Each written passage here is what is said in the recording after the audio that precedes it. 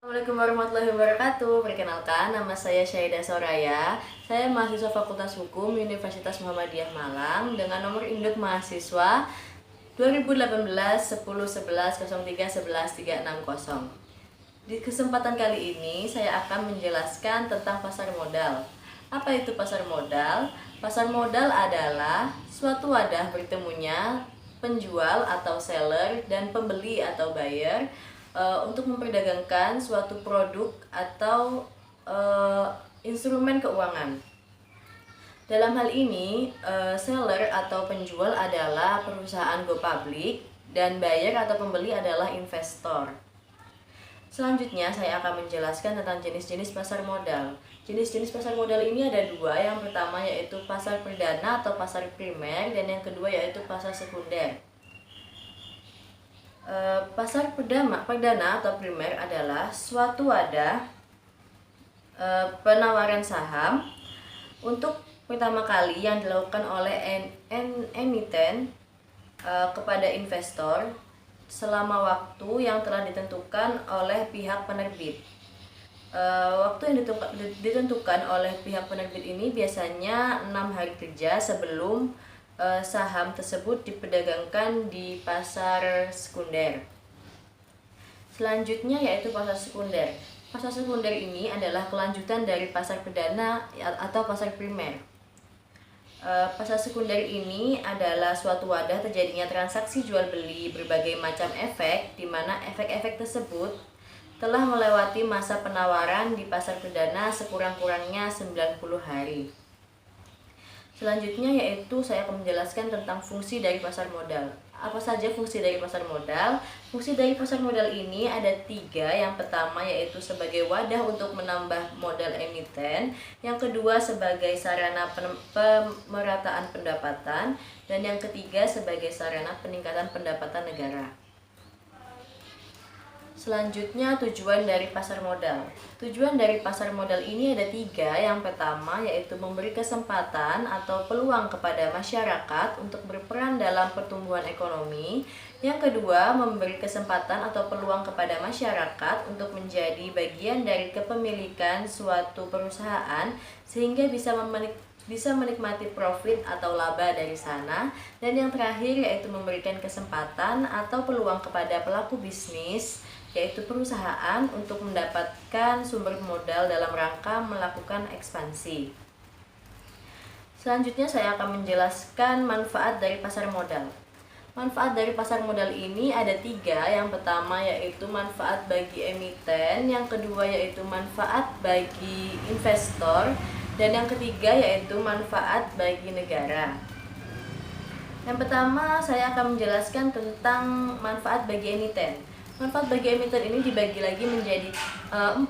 Yang pertama yaitu sarana untuk mendapatkan dana segar, yang kedua memberi jalan untuk melakukan ekspansi, yang ketiga meningkatkan produktivitas emiten, dan yang keempat sebagai sumber pembiayaan alternatif selain dari perbankan. Selanjutnya keuntungan atau manfaat pasar modal bagi investor. Keuntungan atau manfaat pasar modal bagi investor ini ada 3. Yang pertama yaitu mendapatkan keuntungan melalui capital gain dan dividen. Yang kedua berpotensi mengambil alih kepemilikan perusahaan. Dan yang ketiga memberikan akses untuk menilai kinerja suatu perusahaan. Manfaat yang terakhir yaitu manfaat bagi pemerintah atau negara dibagi lagi menjadi 3. Yang pertama menjadi sumber pendapatan, yang kedua menarik investor asing, dan yang ketiga menopang perekonomian. Selanjutnya saya akan menjelaskan tentang peran dari pasar modal. Peran dari pasar modal ini dibagi menjadi 4. Yang pertama yaitu pasar modal ini berperan sebagai lembaga perantara atau intermediasi keuangan selain dari perbankan. Yang kedua, pasar modal berperan dalam berjalannya aktivitas bisnis atau investasi. Yang ketiga, pasar modal berperan dalam memberikan kesempatan kepada pelaku bisnis untuk memperoleh sumber pembiayaan selain dari perbankan. Dan yang keempat, pasar modal berperan dalam peningkatan kesejahteraan masyarakat melalui investasi. Selanjutnya saya akan menjelaskan instrumen-instrumen dari pasar modal. Instrumen dari pasar modal ini ada 4. Yang pertama yaitu instrumen saham, yang kedua yaitu instrumen obligasi, yang ketiga yaitu instrumen reksadana, dan yang terakhir yaitu instrumen derivatif. Pertama-tama saya akan menjelaskan tentang instrumen saham. Apa itu saham? Secara umum, saham adalah surat berharga yang dapat dijadikan sebagai bukti kepemilikan seseorang, yaitu investor, terhadap suatu emiten. Dengan kata lain, jika Anda memiliki saham emiten dengan jumlah tertentu, maka Anda sudah dianggap menjadi bagian dari pemilik perusahaan. Selanjutnya yaitu instrumen obligasi. Apa itu obligasi? Secara sederhananya, obligasi adalah suatu bukti pernyataan utang yang diterbitkan oleh pihak yang berutang atau penerbit obligasi kepada pihak yang memberi utang atau memegang obligasi. Umumnya, di dalam bukti pernyataan utang tersebut berisi jumlah kupon atau bunga serta tanggal jatuh tempo pembayaran. Selanjutnya yaitu instrumen reksadana. Apa itu reksadana?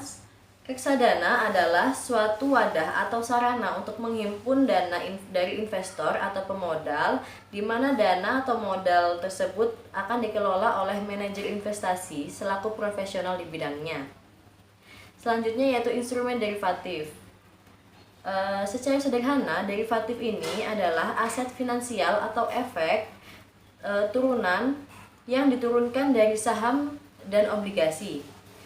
Memang, instrumen derivatif ini bisa dikatakan paling asing dan jarang didengar oleh masyarakat. Derivatif juga dianggap sebagai instrumen investasi yang paling tinggi risikonya di pasar modal. Sekian penjelasan dari saya, kurang lebihnya mohon maaf. Wassalamualaikum warahmatullahi wabarakatuh.